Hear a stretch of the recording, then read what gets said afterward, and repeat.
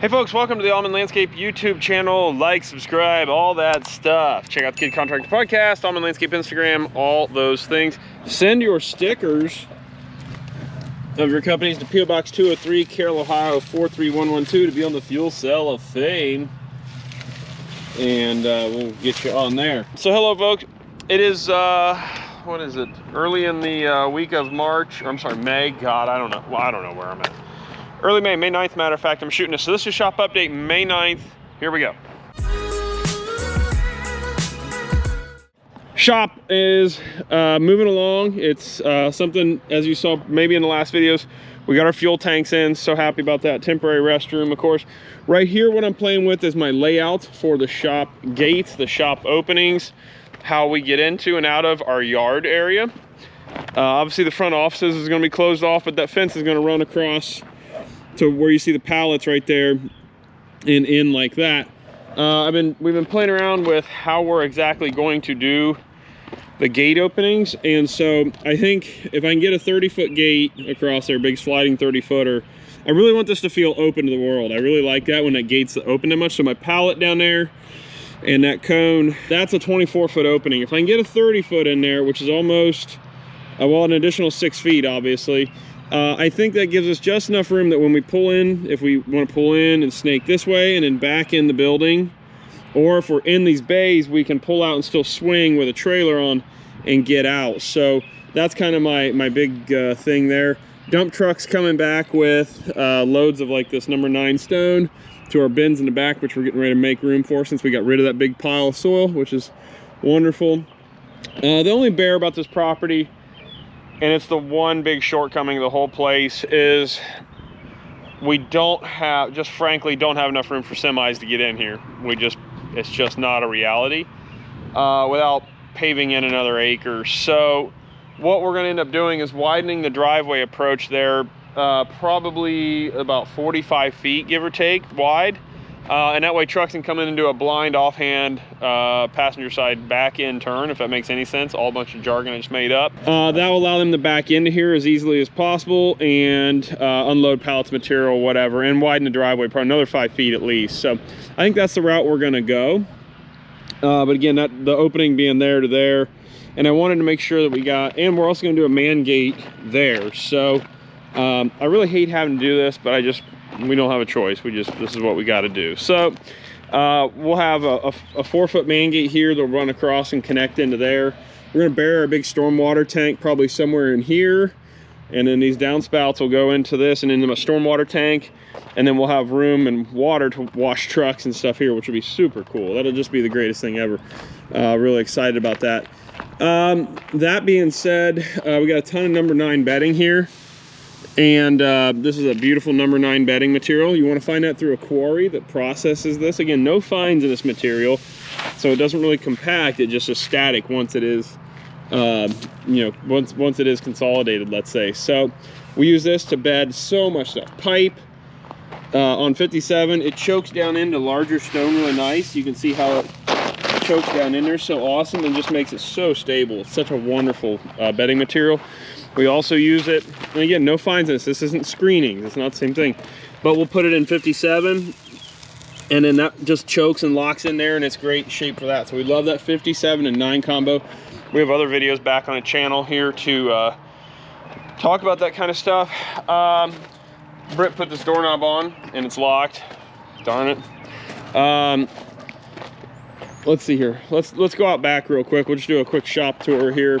This is the current status of the build, and we're gonna talk about a long thing. I'm gonna try to do this all in one take. We'll see if that happens or not. So the company came in, as you might have seen. They came in and got this big pile of spoils here, which was probably pushing 1,500 yards between 2 piles. Now we're gonna get in here, and since we got a full week of nice warm weather, dry, we're gonna get in here and start pushing this soil out and back into another pile. I asked them if they wanted to actually go ahead and just cut, if they wanted more dirt. They would just cut all this down, and that way we got about a 10-inch profile for more gravel across there. But alas, they did not take that. That's okay. We'll get in here, start dozing this out, push it all up into a pile here, get our extended yard area all through here.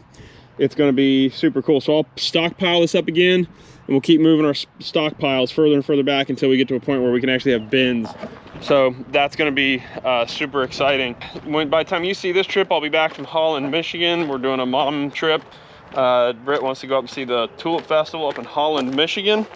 So we'll be dealing with that. Well, that wind right there is brutal. There's the beginning of my nursery holding yard right there. So that's super cool.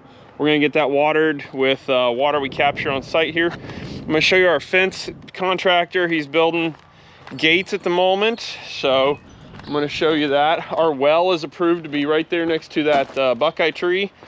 Whether or not our drilling company authorizes or can drill that close to that tree, I don't know. We may have to pop it out of the ground. That'll be pretty interesting. But here we've got our fence in the ground and our concrete's that's setting up. That's pretty good. So we're going to do fence across here, midway to the building. You can see he's getting his gates manufactured there. They're gonna be sliding gates clear across. Oh no, no sliders. I'm sorry, those are I'm sorry, I'm mistaken. Those are swinging gates, dual 6s or 8s or 10s, I don't recall. Got a giant water tank there. That thing is so big and so cool. We passed our plumbing inspection. This is gonna be for our for our wainscoting across the front here. We might do a Unilock Ucara across here. I don't know yet. Or a stone veneer of some kind. Shoot Britt a DM if you like, or a comment here on the channel, whatever. This is the kind of stone I believe we'll be using, is this stuff here. I believe that's what we'll be putting on there. We'll see. We really like this in the showroom, but once we got it here, we didn't love it. I, every day of the week, would prefer to go with this natural clay brick. That would be my preference for, you know, for the wainscoting stone there, or wainscoting period. We got birds making nests in here, daggone it. I'll be fighting that all year. That's gonna be a bummer until we get this underside cut in, so whatever. Still waiting on our septic system. Got spoils pile being gone. It's a wonderful thing. Our actual display patio is going to be down there, which isn't going to be like, again, not for a showroom. We're not going to sell material ever, but we are going to build a display of like what clients can come and see, like what edging looks like or what a patio looks like, grill islands, etc., seat walls. So we're going to build a little display down there. Coming into the office here, so we're getting ready for our heated floors on this front 30 feet. No like starling or grackle up in the corner there. I couldn't get myself to throw them out. They were just itty bitty babies. They'd hardly move. And I couldn't get myself to throw them out, so I'll let them grow up. Now I gotta keep the doggone garage doors open so mama bird can fly in and out and keep them fed. Then in the meantime, I got a dove nest right there. So hopefully nobody else moves in the meantime, and they hatch and they leave. Then I can shut the doors. But here's in the offices, 30 by 70. We're gonna do radiant heat in here, and we're prepping for that. I've got my grade pretty darn close, pretty darn good. Then we're gonna do 2 inches of this bedding material, and then 2 inches of this Lego looking material, which you'll see videos of that going forward.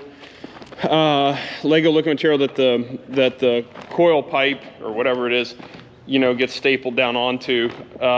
Plumbing for our bathroom here. There's gonna be a bathroom in the office, and then a bathroom out in the shop area. So that's our toilet up pipes or whatever they call them. The floor drain right there, which why they approve a floor drain there, but they won't approve a floor drain out in there. It's a whole other oils ball of wax, I guess. Then another sink. This is going to be the employee break room down here, and this comes up into the sinks. There's going to be a sink out here, a slop sink for the shop area, and then a sink for the employee break room, and just the break room period.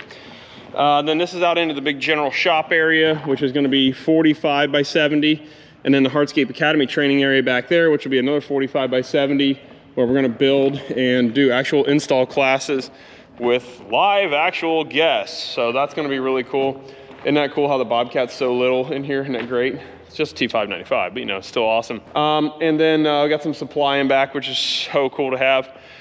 Yeah, hallelujah. I'll show you the floor plans here real quick. So here's our floor plan, and this is how it's not setting actual, so we'll rotate it here to set actual. this is how the building is going to lay out. So we did away with this vestibule here. That's gone for cost and mostly aesthetics, though. I love that big open porch, and we decided we can always add that on, but we can't ever, it wouldn't make sense to tear it down, right? So we're gonna, there's Mama. Oh no, the swallows are in. That's not good. Oh crap, barn swallows. They're pretty birds. They're really graceful how they fly, but that's so not cool that that thing is in here. And I think he can't figure out how to get out. Hey. But anyway, so we come into like a greeting lobby area here, pretty big. Then we've got an office, and then we've got a second office there, which is going to be like a kid's room for the kids. They'll have tables and there, you know, maybe a tablet station or something like that for the kids that hang out here. Break room for the guys. We talked about this being totally all one giant room and making the kids' room that room. Media room, that's going to be the podcast studio, live media room. It's going to be awesome. Conference room here, which is going to be beautiful. Then back in the two corners back there, office, and then bathroom. They're a little small, so I don't know about those yet. We may combine them and make them a shared space.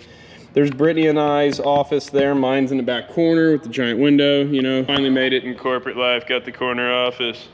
And then back into the lobby. But that's how that place is going to look. If you got comments or thoughts, it's really pretty much too late to change that now. It's you know, the ball is in motion, let's say. But I'd be open to hear your thoughts and comments or whatever. So please, you know, reach out to us. Let us know what you think there. So with that being said, I think that's pretty much it for an initial shop tour here. I think all in one take, and I didn't say anything too stupid. You know what? Let's look. We had a crazy hailstorm come through. And I want to look and make sure that my building's not all dented up. If you follow our Instagram channel, you would have seen there was some insane hail come through, and man, it did some damage on the western faces of places. But I think we're okay here. The stuff looks pretty good. So beautiful building. God, I am grateful for it. So folks, that's it. I think for the shop tour at the moment as it stands. It actually turned out like the plan said it should, which is pretty cool. Which is something I would definitely advise if you're gonna build a big building like this. Pay a couple $1,000 and get good construction drawings so that there's no questions as to like what gets done and how and all that stuff, because man, the gray areas in a building like this could drive you crazy. So much to talk about there. We talk about that on a Kid Contractor podcast. You might check that out. If you want to hear more about that. So folks, that being said, I think that's it. So thanks for watching. Like and subscribe if you want to catch more of this. Turn on the alert thingy, the ding, and all that stuff. Thanks folks. Catch you on the next one. It just made me think about, you know, an artist that may not be able to speak well to others or articulate their thoughts in like a verbal composition, let's say, are able to express their thoughts and communicate with the world through their art. And so I was thinking, what is your art? What is our art? What is, you know, how you express what you do to the world, let's say. And so for those of us in business, especially, or artists alone, you know, I think your business, if you run it well or you produce, even if you don't run it well, but that is a way of communicating with the world, right? If you're creating a project or keeping lawns manicured, whatever the case is, that's your art, that's your craft, that's your communication to the world of expressing excellence in something. And it just made me think about like my art and what am I communicating by what we're putting out.